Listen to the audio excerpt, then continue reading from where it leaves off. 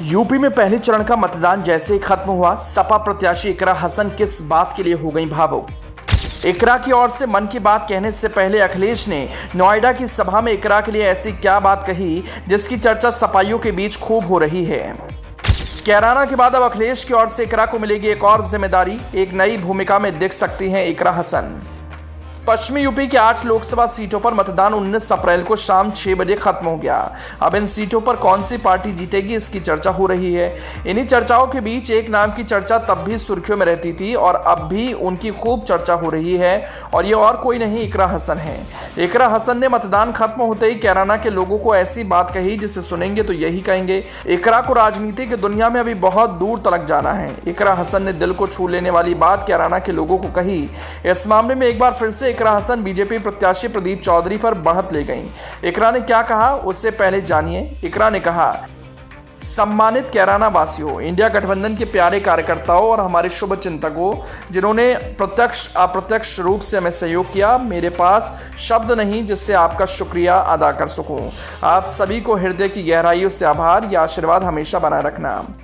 London से UP के कैराना में आकर करीब 3 साल से टिकी सपा प्रत्याशी इकरा हसन क्या अपने दूसरे मकसद को कामयाब कर पाएंगी, ये सवाल हर किसी के जहन में था। तभी सपा की ओर से एक तीसरा टास्क इकरा हसन को मिल गया। ये इकरा हसन ही हैं जिन्होंने जब अपने पहले मकसद को पूरा किया तो हर किसी की जुबान पर उनका नाम आ गया।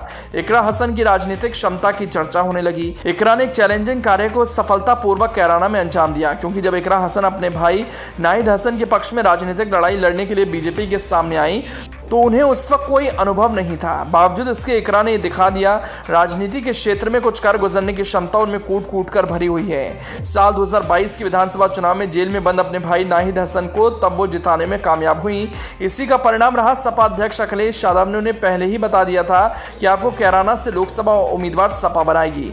हुआ भी वैसा ही। अखिलेश ने इकरा हसन को कैराना से उम्मीदवार भी बनाया और इकरा ने ऐसा माहौल बनाया कि पहले चरण के लोकसभा चुनाव खत्म होते ही इकरा का नाम अखिलेश की जुबान पर बस यूं ही फराटे के साथ आने लगा।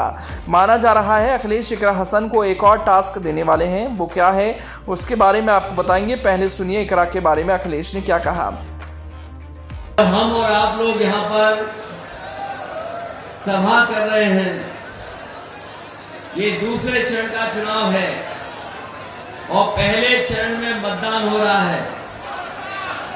जो पहले चरण से खबरें आ रही हैं उससे महसूस हो रहा है कि इस बार पश्चिम की हवा भारतीय जनता पार्टी का पूरा सफाया करने जा रही है। और लग तो ये रहा है कि भारतीय जनता पार्टी का पहला शो ही फ्लॉप हो गया है। न केवल इनका शो फ्लॉप हो गया है बल्कि इनके घिसे पिटे डायलॉग भी जनता सुनना नहीं चाहती है।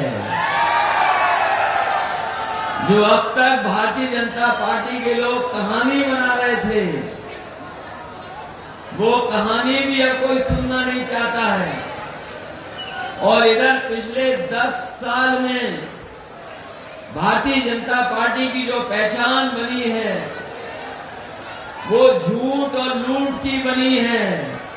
शायद इतना झूठ किसी राजनीतिक दल ने नहीं बोला होगा जितना भारतीय जनता पार्टी ने बोला है।